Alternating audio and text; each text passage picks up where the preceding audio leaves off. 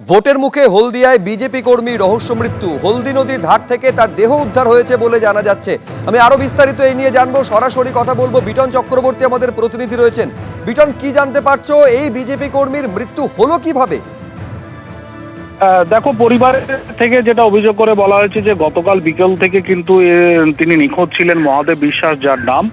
এবং আজকে দুপুরবেলা তিনি যখন এই হলদি নদীর ধারে তিনি যখন ঘাস কাটতে আসেন, তখনই দেখতে পান যে তার দেহটি সেখানে পড়ে রয়েছে এবং পরিবারের দাবি তার দেহে একাধিক আঘাতের চিহ্ন রয়েছে। এবং স্থানীয় বিজেপি নেতৃত্ব তারা দাবি করছেন যে তাকে খুন করা হয়েছে এবং এই খুনের পেছনে তৃণমূল কংগ্রেসের আশ্রিত দুষ্কৃতীরা রয়েছে। যদিও তৃণমূল কংগ্রেসের তরফ থেকে কিন্তু সেই অভিযোগ অস্বীকার করা হয়েছে এবং তাদের বক্তব্য যে কি কারণে মৃত্যু হয়েছে সেটা ময়নাতদন্ত রিপোর্ট হাতে এলেই বোঝা যাবে। পুলিশ কিন্তু ইতিমধ্যেই দেহ উদ্ধার করে নিয়ে গেছে এবং ময়নাতদন্তের জন্য পাঠিয়েছে। স্বাভাবিকভাবে এই দেহ উদ্ধারকে ঘিরেই কিন্তু শুরু হয়েছে চাঞ্চল্য। শুভ্রজিৎ, ধন্যবাদ বিটন। আমি নৌকা দেখতে গেছে, মনে হয় টাউনশিপে আমাকে নৌকা থাকে, মনে হয় মেঘলা হয়ে আছে, দেখ গেছে উপরে তোলা হয়ে আছে নৌকা। এই তো আসে, আমি তো ঘাস কাটতে এসে দেখি মারা হয়ে পড়ে আছে। কি হয়তো খুন করেছে মানুষটা, ছাড়া আর কি। আপনার স্বামী কি কোনো পার্টি করতেন? পার্টি অত কোনো জায়গায় যায়নি, এইবার গেছে, নাহলে কোনোবার যায়নি। সে বিজেপিতে গেছে এবারটা। তাই কি যেন শাস্তি হয়, শাস্তি হয়। তার তো এখানে কেউ নেই তো। তার আমার নাম মিতালি বিশ্বাস। এই মহাদেব বিশ্বাস আমাদের বিজেপি সক্রিয় কর্মী।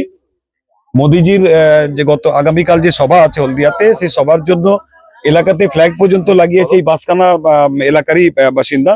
বডিটা যেভাবে আমরা এতে দেখলাম, এটা কোনোভাবে স্বাভাবিক মৃত্যু তো প্রশ্নই ওঠে না। এটা অস্বাভাবিক মৃত্যু এবং এটাকে ঘটানো হয়েছে এবং মার্ডার করা হয়েছে। এটা আমরা সরাসরি বলছি না, মার্ডার করাই হয়েছে। যতটা জামা বা এই টি শার্টের বাইরে যেটুকু বেরিয়ে আছে, তাতে পুরো ছেঁড়া কাটার দাগ, পায়ে পর্যন্ত এই দাগ আছে। তো আমরা এখানে পরিষ্কারভাবে মনে করি যে নির্বাচনের আগে সারা বাংলা জুড়ে রাজ্যের শাসক দল তৃণমূল কংগ্রেস তাদের দুষ্কৃতীদের দিয়ে এলাকায় ভয়ের বাতাবরণ তৈরি করার জন্য বিজেপির কর্মীদেরকে মানে একবারে চিহ্নিত করে তাদেরকে খুন করছে। এটাও তার ব্যতিক্রম হয়নি। এখন বিজেপি তো লাশের রাজনীতি করছে, ওরা তো জিততে পারবে না। ওরা সবকিছুতেই পারিবারিক ঘটনাটাকেও দলের সঙ্গে চাপিয়ে দিচ্ছে।